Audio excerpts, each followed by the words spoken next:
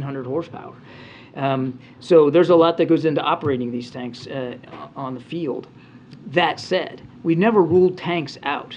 We have been, from the beginning of this war now 11 months ago, been evolving the capabilities what we're providing with Ukraine with the conditions on the ground. And so when you're to get to your specific questions, what's changed? What's changed, Kristen, are the conditions on the ground and the kinds of fighting that the Russians are doing right now, and the kinds of fighting, more importantly, that we believe the Ukrainians are going to need to be capable of in weeks and months ahead, well into 2023, well into this year.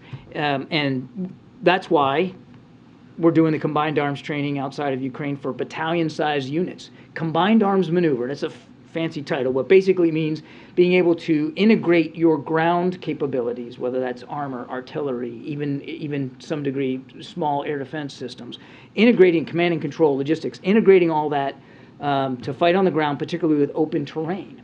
That's why armored vehicles were so high on the list for the Ukrainians, and tanks are armored vehicles. So this very much just follows right along with the kinds of discussions we've been having with the Ukrainians for months about making sure that they can fight on the terrain that they're in, and that they can prepare for operations going forward this year. And just to follow up, it was part of the calculation, because obviously there's been this robust back and forth between the U.S. and Germany. Is part of this about giving cover to Germany and other European allies to allow them to send in tanks? I wouldn't use the word cover. What this decision does do is show that how unified we are with our allies and partners, and doing all of this in a coordinated way. So today you saw that Chancellor Scholz announced that they're going to provide immediately a company of Leopard tanks. A company's about 14, and there's 2 companies to a Ukrainian battalion, and he's going to be working with allies and partners to get additional companies of tanks, Leopard tanks, into Ukraine. It's about coordination. It's about the unity here and the resolve that we all have together to help support Ukraine. Thank you. Thank you very much for the question. Could you get a little more specific about how many tanks Ukrainians would like to have? I mean, I know you're going to say it's their decision, but obviously you're communicating with them the whole time. How many they would like to have to get what they want to do done, i.e. these counter-offensives? And do you think they're going to get there with this whole hodgepodge of different Western contributions? So you're right, I'm not going to speak for President Zelensky. I think if he was up here instead of me, he would tell you he wants as many as he can, as fast as he can. So the battalion that we're going to provide, that's 31 tanks. And that's for a Ukrainian-sized battalion. An American battalion has more tanks in it, but the way they're organized, it's about 30 to 31 tanks. And again, the Germans are going to help organize another 2 battalions. So that's about 60 more, roughly. And that's just what was talked about today. The Brits have agreed to send some of their Challenger tanks. You heard the president talk about the French and their contributions to armored vehicles. So there's a lot that's being applied to this. And armored vehicles are important. You know, you don't go after a crocodile with a cornstalk. And these vehicles, these tanks, those armored vehicles, they're going to have an effect. Okay, but just given the goals which are approaching pretty quickly, right? If there's going to be a spring offensive, we're talking maybe in a couple of months or so. Do you feel confident that the Ukrainians are going to get to where they want to be in terms of the armor for these combined arms maneuvers you talk about? That they're going to have all that kit ready? I can go so far as to tell you that it is our goal, and a goal shared by our allies and partners, including in the phone call this morning that the president had. That we accomplish exactly that goal, that we get to Ukraine the capabilities they need to be successful on the battlefield today, but just as critically in the future, going forward this year. Because right now, I mean, it's wintertime, so the conditions are not great. There's some fighting in the Donbass, but other than that, there's not been a whole heck of a lot, at least around down in the south. But as the weather conditions improve, you can expect that the Russians are going to pick up the tempo. We have to be ready for that, and I know the Ukrainians feel they have to be ready for that. So it's about helping Ukraine defend itself, but also, as you heard the president say, helping Ukraine be able to go on the offense when the weather conditions and when the operational conditions are permissive. Does that answer your question? Thank you very much. and then I'll come to that. This is kind of a follow-up to everybody's question. How much of the U.S. announcement today was a diplomatic effort versus actually the battlefield capability effort in the months ahead when these 31 tanks can be delivered? Both. Both. There was a lot of diplomacy that went into the announcements today. And you know, I know we've all been focused on the last few days and things that have been said publicly, but actually, I mean, the effort, the decision you saw today by both Germany and the United States was several weeks in the making through many discussions with the Germans and with our allies and partners. But it also, there's a military component here too, Phil. I mean, I get it. I get the, you know, where you're kind of going is that these tanks are not going to get there for many months, and I understand that. But those Leopards won't take quite as long to get there as the Abrams. And we're not wasting the time.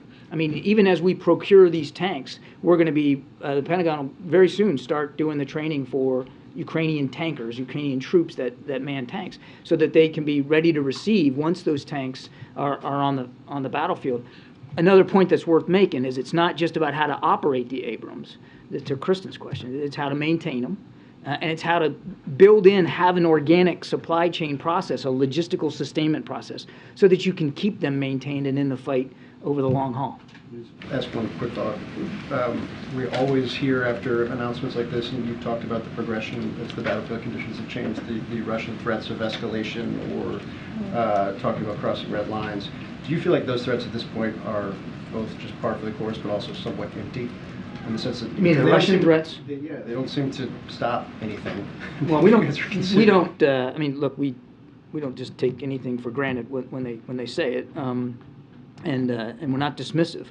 That said, these tanks are meant to help Ukraine fight effectively on open terrain, to defend their sovereignty and their territory, and to win back territory that the Russians have taken from them. And as the president said, they don't represent an offensive threat to Russia.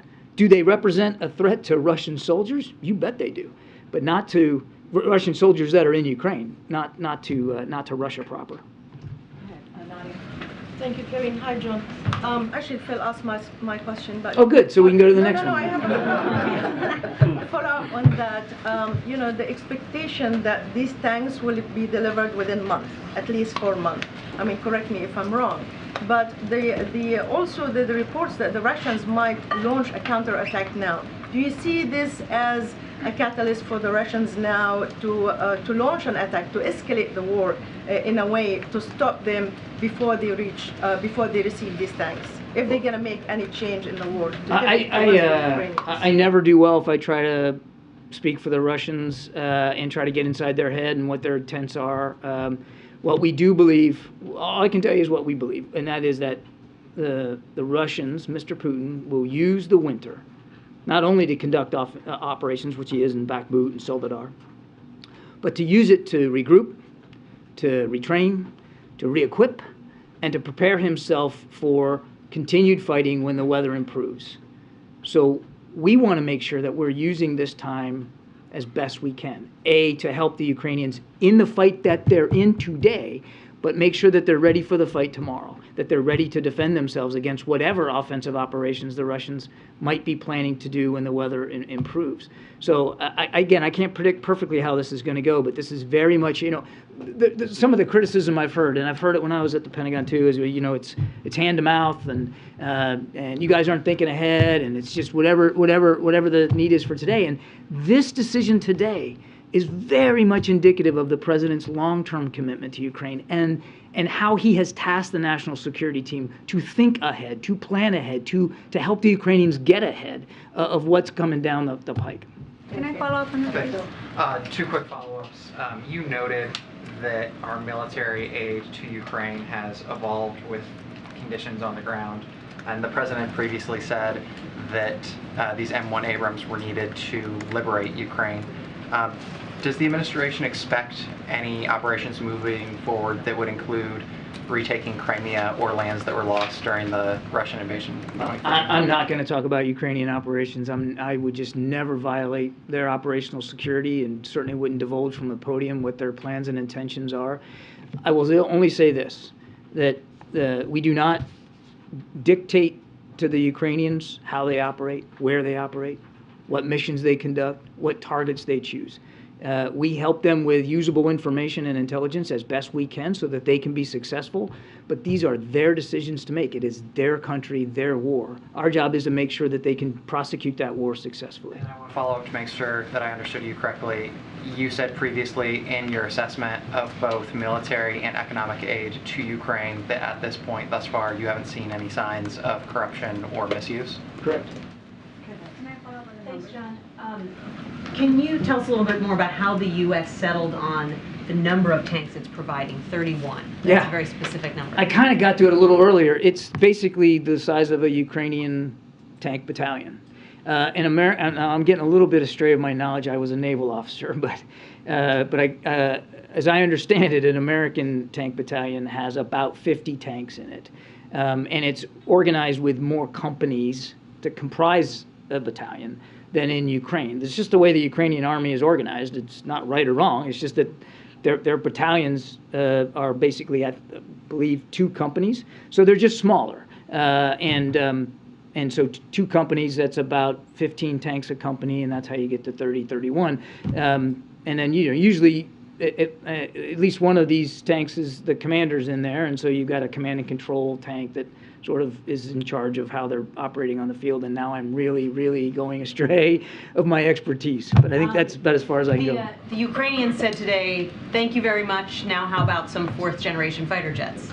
What are the chances of that happening? We're in constant discussions with the Ukrainians about their capabilities. And as I've said, we evolve those as the conditions change. Can't blame the Ukrainians for wanting more and more systems. It's not the first time that they've talked about fighter jets, but I don't have any announcements to make on that front. Go ahead, Christina.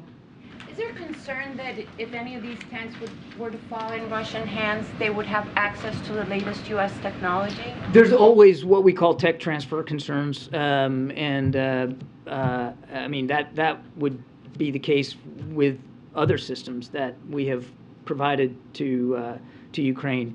But, and this doesn't, kind of gets to the corruption question, but not really. We just haven't seen any indications that any of the material that we have provided Ukraine isn't being stored appropriately, used appropriately, maintained appropriately, and being fought with appropriately. We're just not seeing that happen. But is that a potential risk? It's always a risk in war. It's a risk when we fight a war.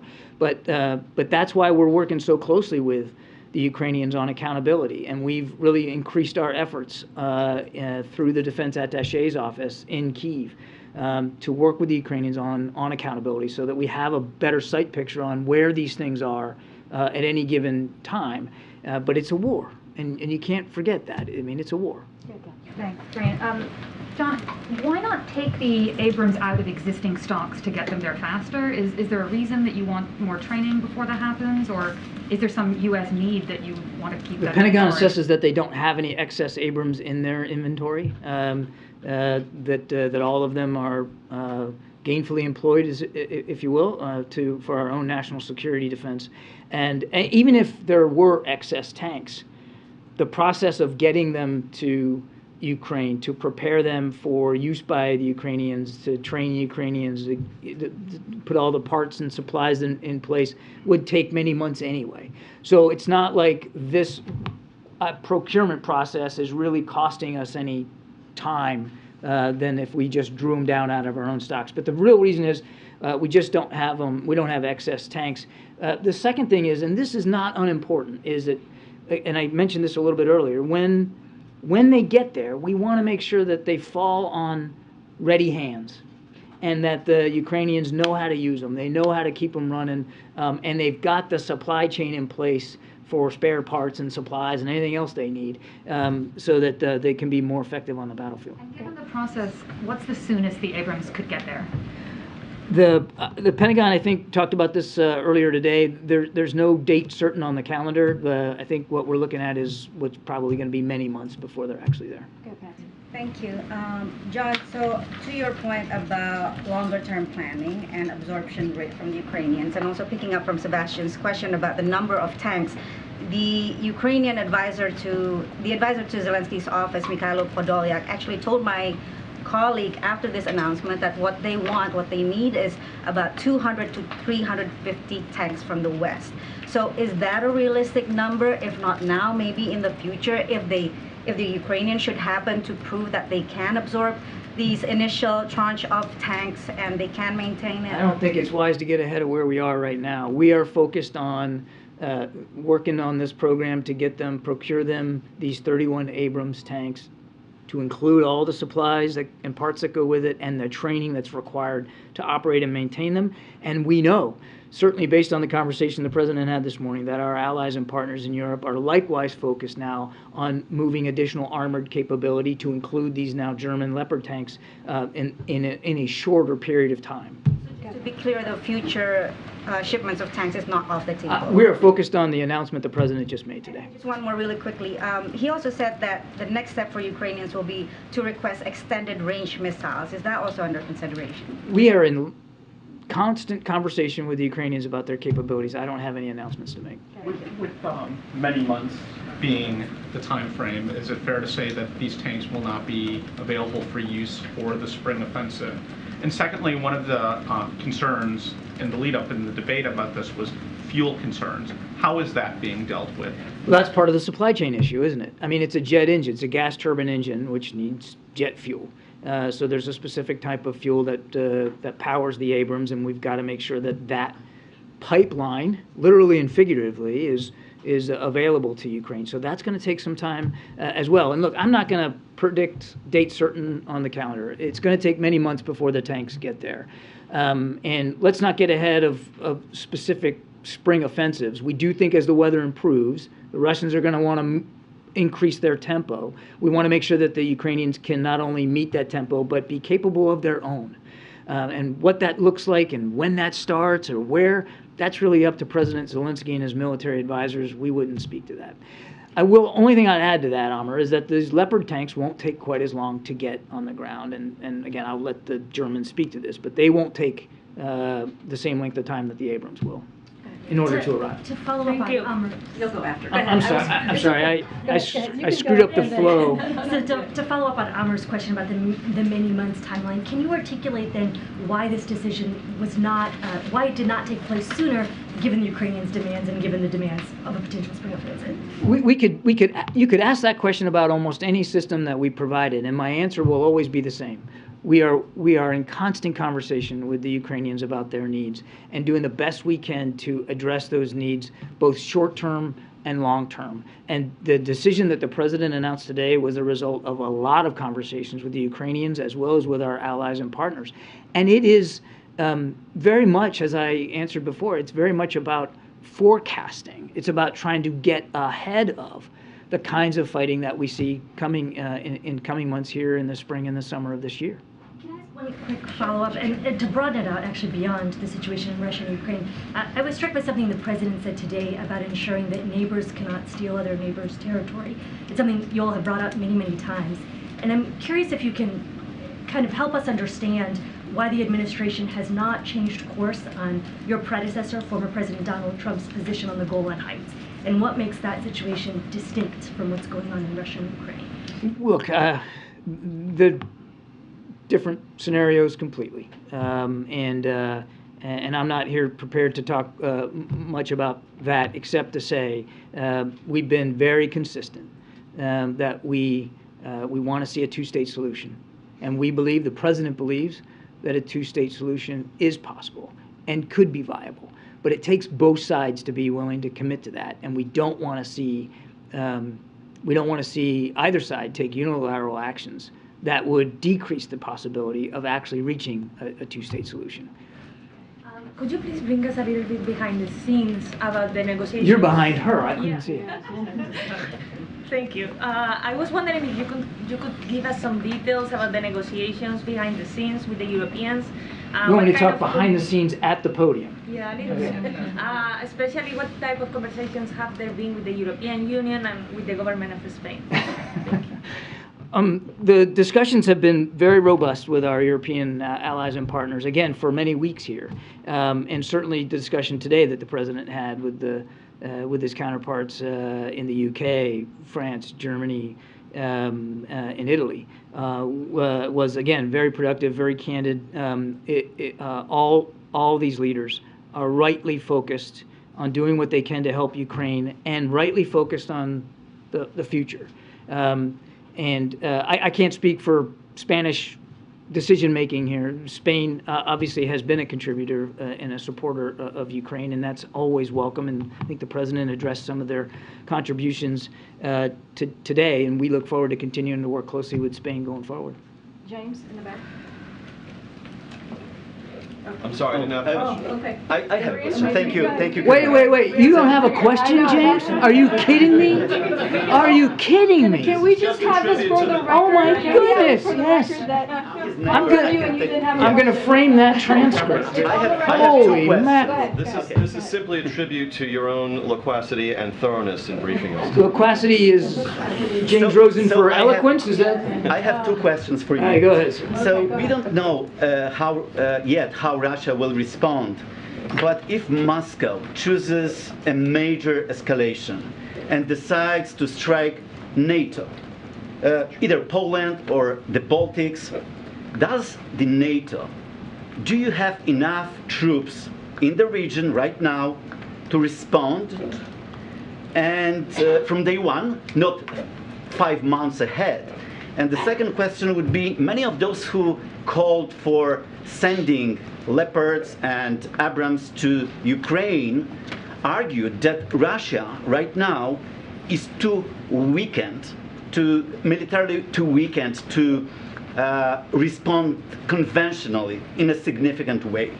How confident are you in this assessment that Russia is so weak that, or maybe you have a different assessment, but many people think that Russia is too weak to respond in a significant way to the move that was just announced about tanks? Let me take the second one first. There's no question that Russia's military is weaker today than it was 11 months ago. When you talk about the resources and the casualties that they have sunk into this unprovoked war of theirs, and the literally thousands of missiles and rockets and now drones that they have launched into Ukrainian territory. I mean, they have burned through a lot of inventory, and they have suffered a lot of casualties, killed and wounded. So there's no question that their military is weaker for Putin's folly here. That said, you don't have to look very far. I mean, just the news coverage to see that the Russian military and their thugs are still pretty lethal, because Ukrainians continue to die every day. And so I think if you were to ask a Ukrainian here, how weak is Russia, I don't think that they would tell you that there's not still fight left there. And that's why we're so focused on making sure that Ukraine can continue to defend itself and to have the capabilities to fight back and to succeed on the battlefield. On your first question, all I can tell you is we have seen absolutely no indication that Mr. Putin has designs on striking NATO territory. And President Biden has said since the very beginning of this conflict that we take our Article 5 commitments to NATO seriously. Article 5, of course, is the notion that an attack on one is an attack on all. And we take that seriously. In fact, we take it so seriously that President Biden ordered an additional 20,000 American troops alone onto the European continent, and they still are there. Now, we'll be rotating them in and out, but the net number of 100,000 American troops on the European continent has stayed the same and will stay the same for the foreseeable future. Make no mistake, the security environment in Europe has changed.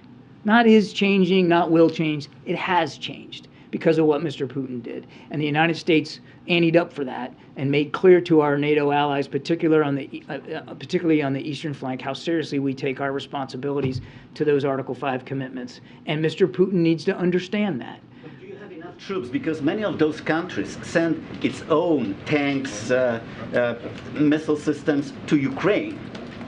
Well, we're sending missile systems, and now we're sending tanks to Ukraine as well. Every nation is making these decisions as best they can to support Ukraine, but they also still have sovereign responsibilities to their citizens to defend their countries. And so they're all making that calculus, as are we. I can tell you that from our perspective, I can't speak for every NATO ally, we are confident that we have the capability, the energy, the talent, the manpower, the resources to meet our Article 5 commitments to our NATO allies. Are there any signs of a nuclear threat? Thank you, Karine and John. Got two questions about China. First, Karine told us yesterday that the U.S. has been communicating with China about the implications of helping Russia.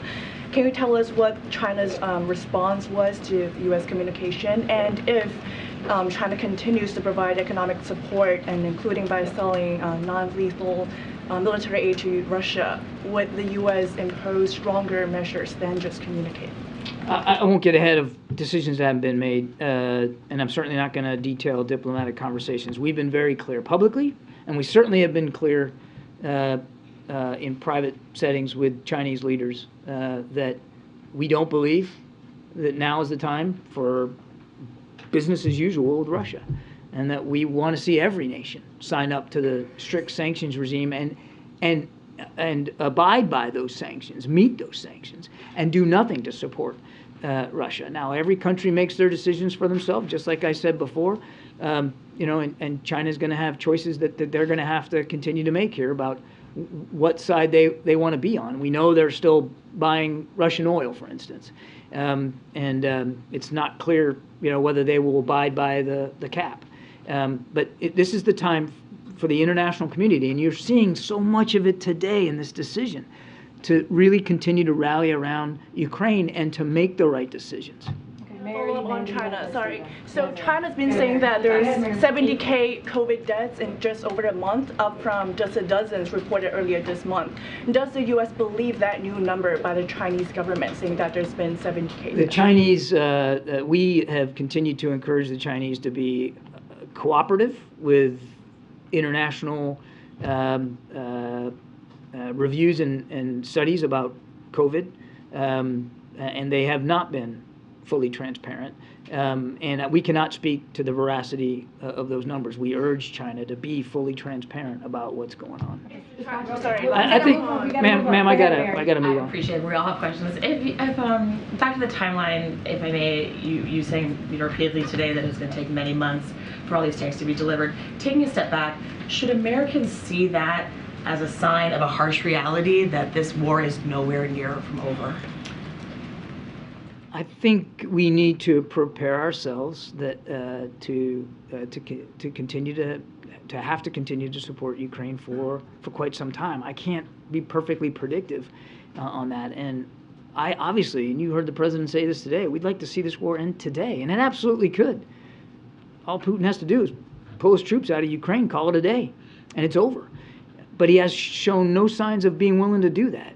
And so we got to make sure that Ukraine can succeed on the battlefield so that they can succeed at the negotiating table. And it's difficult to be able to predict how long this is going to go on. But we have to be prepared. And this is I think, to get to your question, well, I can't tell the American people exactly how long it's going to take. We have to be prepared to stay at this task of supporting Ukraine, as the president said, for as long as it takes, with the expectation clearly that we want it to end quickly. We want it to end now. But again, we have to stay at that task. And there's been terrific bipartisan support here in town, bicameral and bipartisan support here in town for support to Ukraine. And the American people, as the president said, they too have been supportive of this. They understand what's at stake, and it's obviously Ukrainian sovereignty and Ukrainian lives, but it's bigger than that. It's about the principle of sovereignty. There's also been, if I could really fast, there's also been bipartisan outrage and frustration over the last few days that there are just more and more disclosures of classified documents showing up in places where they were not supposed to be. From a national security perspective, you work in national security, how concerned are you, and does the system need reform? I'm going to defer most of the document questions to Karine. The only thing I'd say here is that you're welcome. Thank you.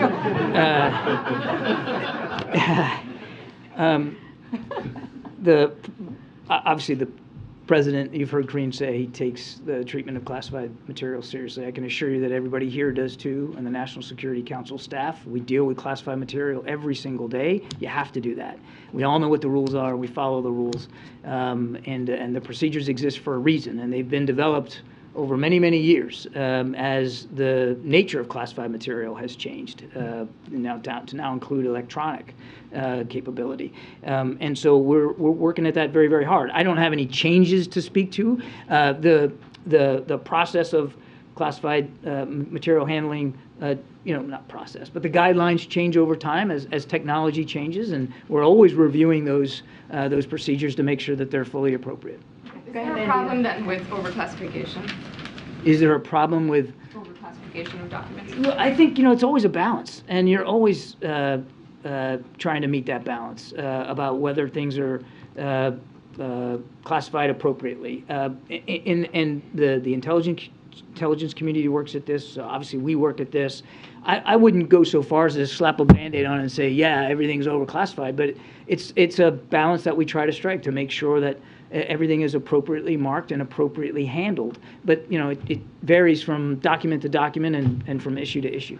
And a quick one on Germany. At any point during the conversations with Germany, did they make the Leopard deployment contingent on the U.S. sending the Abrams? And can you give us just some sense of what led to the joint decision? I mean, I'm just trying to understand. You didn't want to send the tanks, then you decided to send the tanks. What happened? Tanks were never off the table. We have been nothing but honest and transparent about the particular challenges of the Abrams, which those challenges still exist. I mean, it is still going to require a unique supply chain and maintenance requirements and jet fuel. I mean, all that stuff is still valid. We've been very honest about that. The decision today was the result of many, many discussions with the Germans as well as our allies and partners about what Ukraine is going to need going forward and how we can all best address that. Just a couple more. Go ahead, Michael. Mr. Kirby, can you take a question on Go ahead, Africa? Michael. Go ahead, Michael. Can you talk a little bit about the to training process for learning how to operate these tanks? What is involved in that? How long do you think it would take the Ukrainians to get up to speed? When do you think it's expected to start? Where would it be? Would it be in Ukraine or somewhere else? We're still working our way through the details of that, and I'll refer you to the Defense Department for more granularity. I can tell you a few things. One, the training will absolutely not occur in Ukraine, but they haven't landed a location for where that would take place. But it won't be inside Ukraine, clearly. And they will run an ambitious training program for them, as we have on every other system. The Patriot battery training is ongoing right now at Fort Sill, Oklahoma, and they've been able to accelerate parts of that so to get Ukrainians trained up on it at a pace that's a little faster than what we would do, because the need is exigent. And I think you can expect that the Pentagon will take that same approach on the training on the Abrams. But how long is it going to take? I really am not able to say. They're still working their way through that. We don't think that it will take too much longer. I'd say probably weeks, not months, before they're able to really nail down the details of this and start to put it in place, the training regimen. John, how hard is it to walk out of a skiff with classified material? Everybody who goes into a skiff knows what the requirements are to go in, and knows what the requirements are to go out. You can't bring personal devices in, and you certainly can't leave with material unless that material is appropriately secured. And usually what happens to someone in the chain of command if they do leave with a piece of classified material that they're not supposed to have or that is not secured? I think if you do it inadvertently, or you do it and you realize you don't have it secured in a locked bag, or you self-report, which is exactly what the president did, self-reported. But you self-report, and you make sure that that you get the material back secured where it belongs, and that you're transparent about it. Two more questions. Alex in the back. Alex, and then Thank you, Admiral. I understand that the distinction you're making between offensive weapons and defensive weapons, but the Russians are not seeing that subtlety, or perhaps intentionally, right? They're calling, I mean, one of their propagandists is calling for, the annihilation of Washington and Berlin and London and Paris. Now, that's just indicative of the mood in Because Moscow. of this announcement? Well, because of this announcement, and then I think they're quite irked by the German announcement, given the history. So, is it possible that they see this as a provocation to escalate? And I heard one of my colleagues ask about tactical nukes. Could this give them a pretext to use those either on the battlefield or against the Baltics or Poland or elsewhere? The propagandists and the Russian media can say what they will. The president put it very plainly today that these tanks pose no offensive threat to Russia. They do, as I told Phil, pose a threat to Russian soldiers and units that are in Ukraine. They're very powerful, very capable. And not just the Abrams, but the Leopards that are going to be coming soon too. Very, very powerful. But they don't pose a threat to the Russian homeland. They are designed to help the Ukrainians in what we believe is going to be a need for combined arms operation in the coming months. The nuke threat specifically, do you see that worsening? I would just tell you, we don't have any indication that Mr. Putin has any intention to use weapons of mass destruction, let alone nuclear weapons, tactical or otherwise.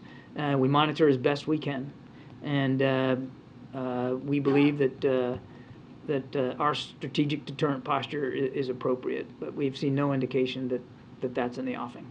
Mr. Kirby, what was the president's reaction when he learned wherever you want to go, wherever you want to go. The American intelligence agency missed their target by 3,000? What was his reaction? How and when it was decided to send the Abrams? I mean, was there a final, call with Chancellor Schultz or a meeting with officials that really pushed that decision across the finish line? I think, just in general, I'd rather not get into specific interagency internal deliberations, but in general, this decision by the president was made in the last several days, this particular one. But it came, as I said earlier, on the heels of dozens of conversations at various levels of the chain of command, not just between the president and the chancellor, but chairman of the Joint Chiefs of Staff and his counterpart, and Secretary Austin and his counterpart. They were just out in Ramstein on Friday. Is a part of this Ukraine Defense Contact Group, and the issue of tanks, particularly Leopard tanks, was absolutely on the agenda last Friday at Ramstein. So, I mean, it builds on weeks of discussions and conversations with the Germans, with our allies and other allies and partners, as well as, quite frankly, with the Ukrainians. All right, thank you, ma'am. I appreciate it. Thanks, guys. Thank you. Thanks, John. Stay dry. All right. Thanks, John. Yes, ma'am. Okay, so just a couple things at the top, and then we'll get started. Today we announced data from the 2023 open enrollment period. In this year's open enrollment period, a record-breaking 16.3 million Americans signed up for affordable health care through the Affordable Care Act. That's over double the number of Americans who signed up for health insurance coverage through the marketplaces during the first open enrollment season in 2014.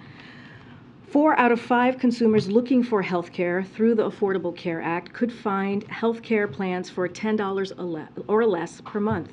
That's because of the lower health insurance rates that were delivered as part of the American Rescue Plan and were locked in through the Inflation Reduction Act.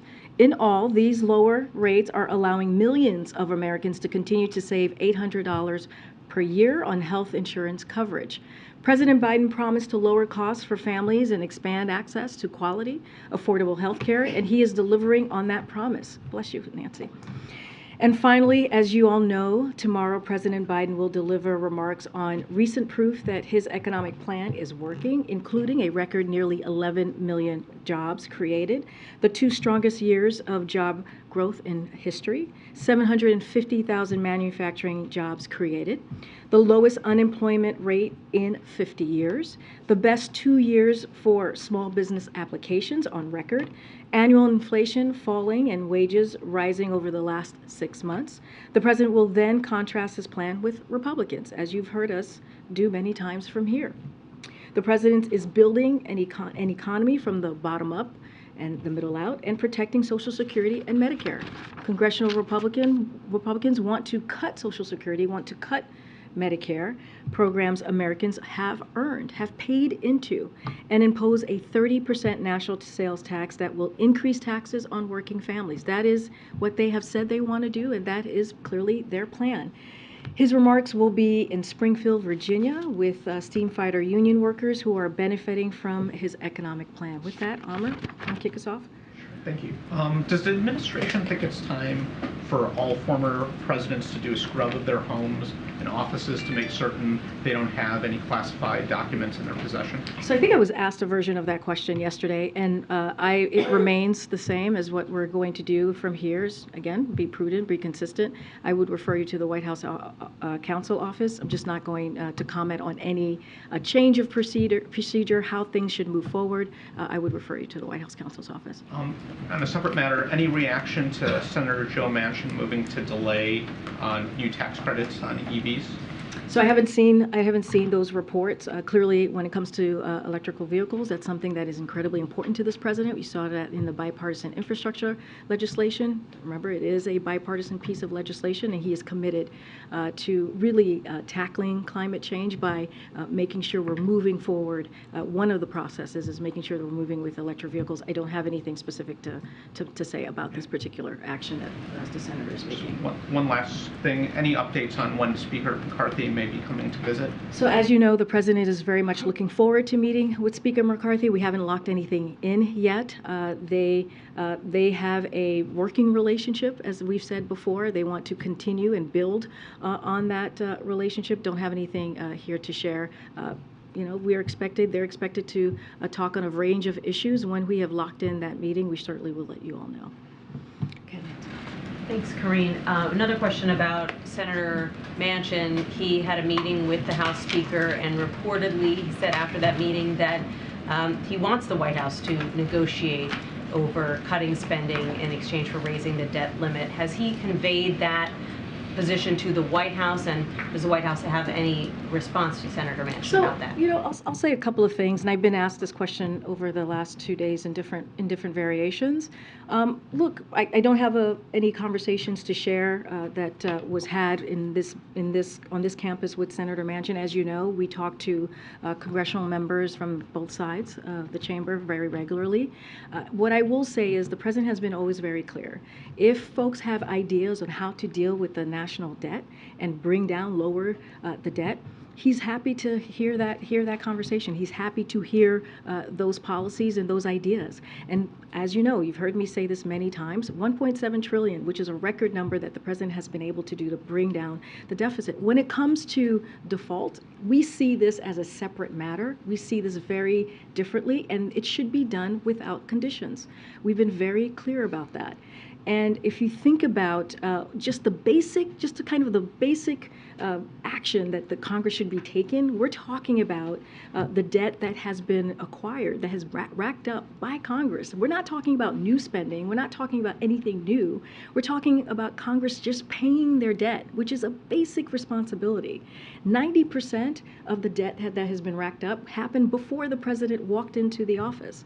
So again, it should be done without conditions. We've been very clear about that, and we'll continue to share that with whoever wants to listen. And then on a separate topic, there are some House Democrats who are now calling on Speaker McCarthy to limit Congressman George Santos's access to classified information based on some of his connections and some of the lies that he's told about his background. Does the White House share that view that he should be restricted from viewing classified information? What we have said about Congressman George Santos is that this is something, as it relates to committees or any actions that members need to feel like they should be happening, that is something for Congress to decide. That is something specifically for the Republican conference to decide. They are the ones who should figure out what is owed to the American people.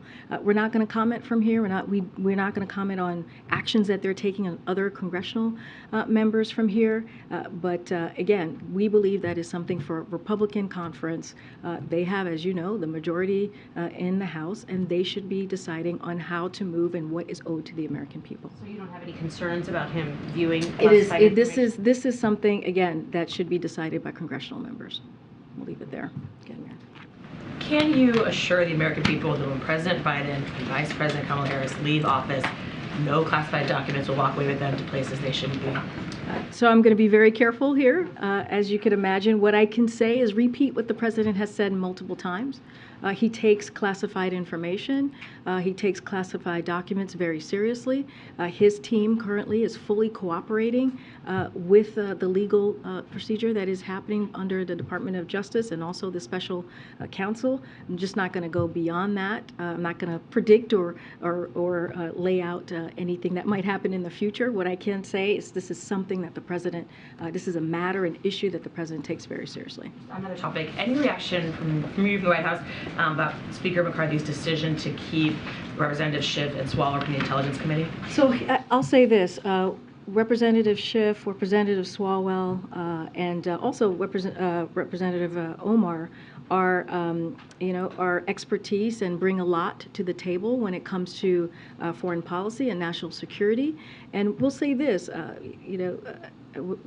we'll say that, when it comes to that committee, it should not be politicized. It should be independent. And again, those congressional members bring a lot of expertise to that committee, and I'll leave it there. Okay, Nandy. Thanks, Karine. The White House has not confirmed the appointment of Jeff Zients as the next Chief of Staff. Is there a reason you're not doing that? Can you give us a sense of when you're planning to announce that? And how soon will Ron Klain be leaving his position? Look, I'm not going to talk about an internal process from here. What I can say is that we just don't have any personal announcement to make at this time. Look, I do want to say that Jeff is currently a colleague here of mine, and I've known him for many years. And I've spoken to Ron and his leadership just the other day as a chief of staff, and how we were able to get to where we are with the successes with legislation, historical legislation, in part because of his expertise. And he has always been a pleasure to work with, and we're going to continue clearly to work with Ron as long as he's here. When it comes to Jeff, I've known him as well for a very long time. He's a great implementer. He's a great with operations, and he's also an amazing human being, which I think should matter as well. Just don't have any personal announcements, personnel announcement to make from here. And when we do, we certainly will share that with all of you. Will Ron Klain at least be staying on until after the State just of the Union? don't have anything. I don't have anything to share, any personnel announcements to share at this time. Thanks, Karine. I was wondering, is the White House concerned or keeping an eye on what's happening in Memphis right now in terms of there's a federal civil rights investigation into the death of a man who had a confrontation after a traffic stop. I know his family and lawyers have seen the body cam footage. There's an expectation that will be released publicly in the coming days.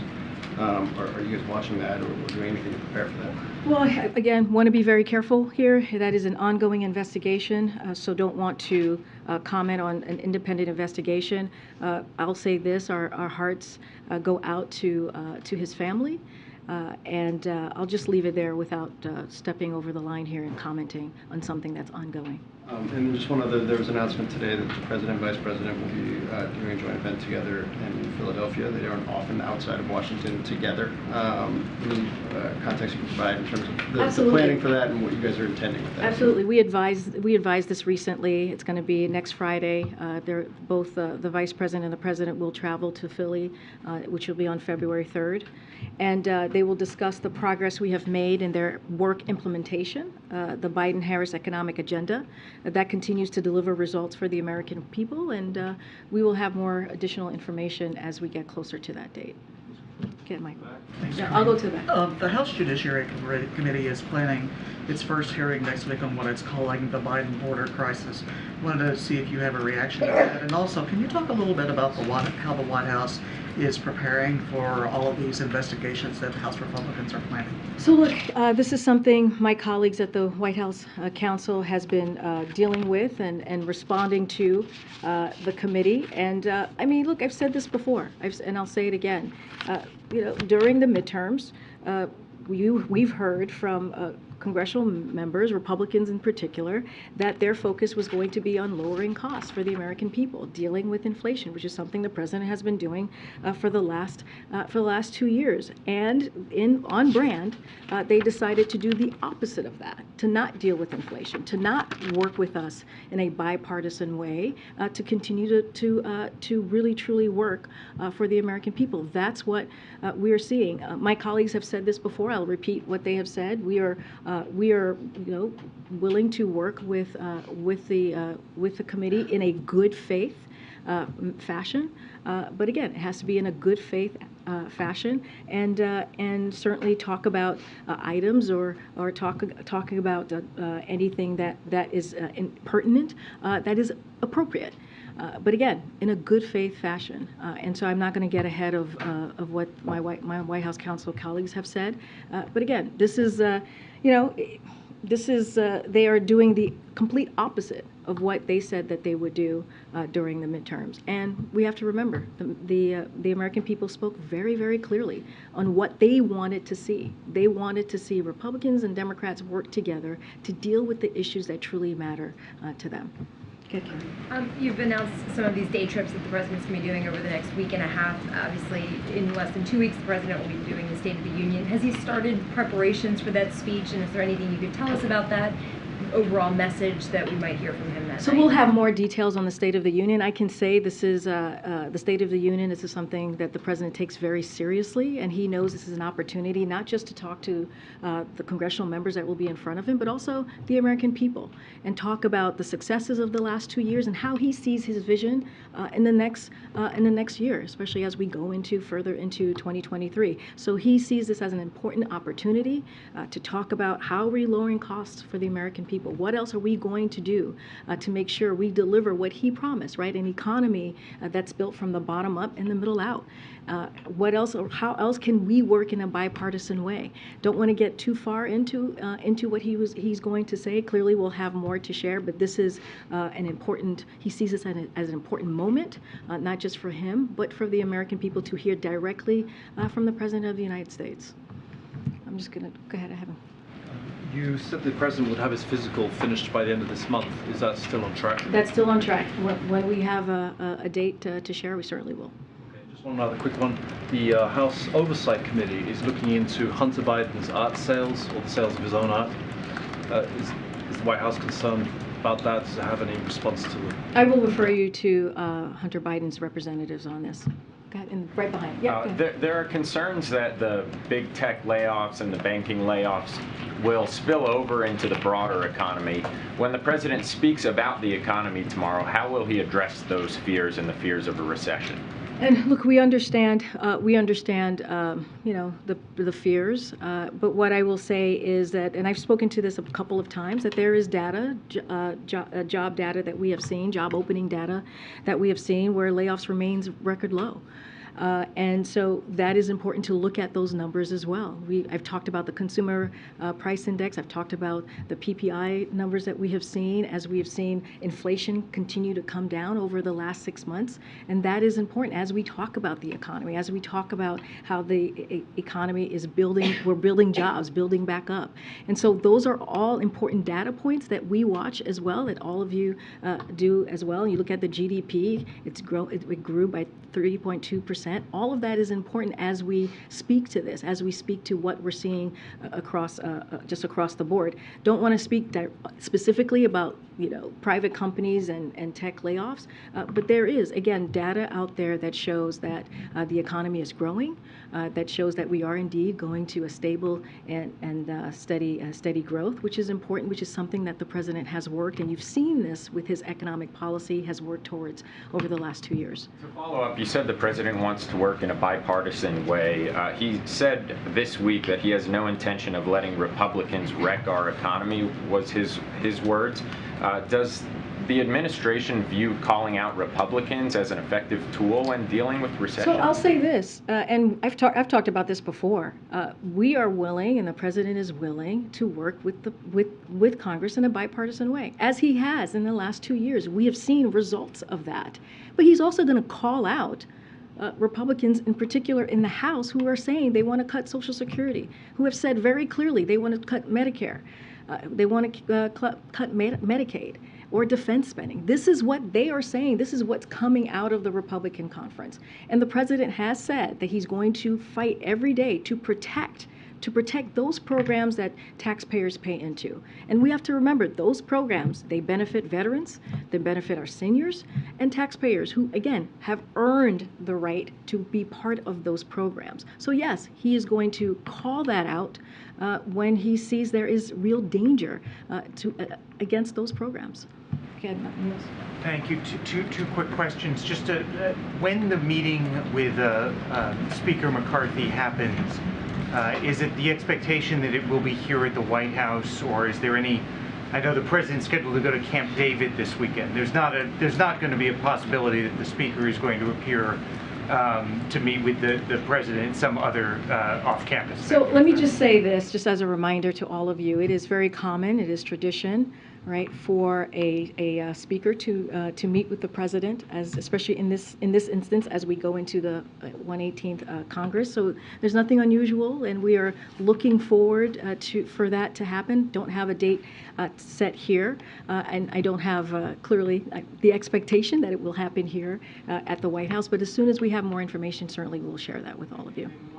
Question I had asked, I think about a month ago, if there's any update on the architect of the Capitol.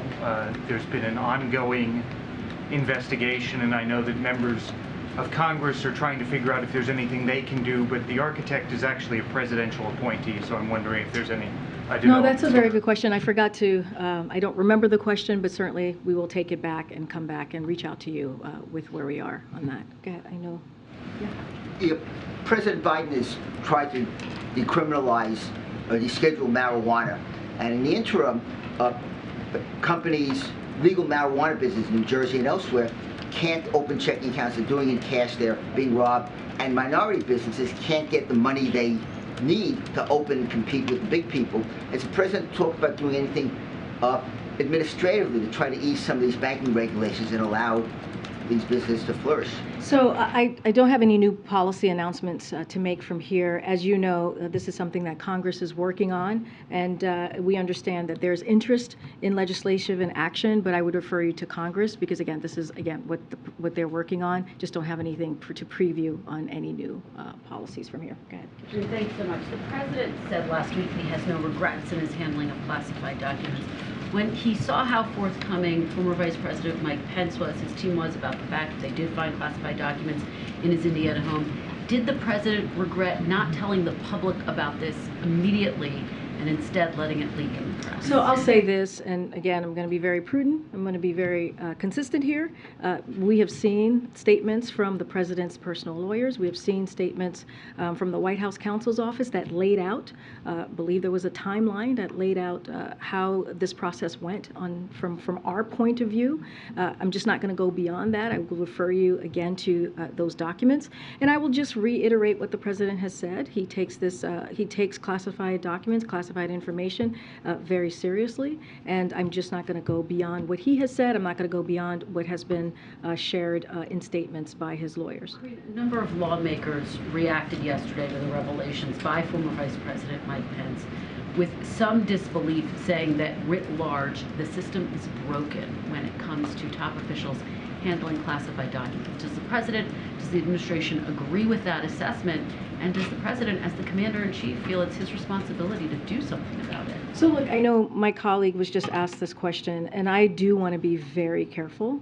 This is an ongoing legal matter here. Well, I'm not asking no, about the president's it is case, actually. But I hear you. Speaking, here we have a number of current and formers who have now acknowledged, yes, they found classified documents in their possessions in places that are not secure, the nation's deepest secrets. I hear the question. I feel like he needs to address this. I hear the question, and we're talking about the system. You're asking about how do we move forward. You're asking, like, what does the president think? And I am telling you that because there is I have to be really careful because this is a legal matter that is happening currently, and for me to comment on anything that's related to an ongoing investigation, that is not something that I can do from here. The president had said he was going to talk to us about this soon. He did make brief comments last week, but does he have any plans to answer the questions that we've been posing to him, to perhaps hold a press conference so that we can ask him a range of questions? Totally understand the question. I don't have anything to preview right at this time on any opportunities for the president to address this. But as you all know, and I know questions were shouted earlier, there's many opportunities that you all have with him where he takes all of your questions, and he has over the past 2 weeks. Answered questions I understand. We've been shouting. No, he's answered. Actually, when he was in California, he took a question. When he was in Mexico City, he was asked it. He took a question. The day after that, the day after that, he took a question. So I'm just saying that it's not that he hasn't addressed this at all. He has. I just don't have anything to preview on a potential press conference or anything like that, and an opportunity that you all will have to hear from him directly. But again, he has been asked a question a couple of times, and he's answered it, and you all have heard from him on that. Go ahead. Any comment, Karine, on the reports that President Biden is considering Fed Vice Chair Brainard as the next head of the NEC? Is there any timeline for that decision process for him? Look, I'll say this. Don't have any personnel announcements to make. The president would love to see and wants to see Brian D. stay as long as he can in the administration. And he has been here, as you all know. He's been many times to this podium, but he's been at the White House for more than 2+ years and has been an integral part of the president's economic policy of building an economy from the bottom up, middle out. Just don't have any personnel announcements to make at this time. Thanks, everybody. Thank you.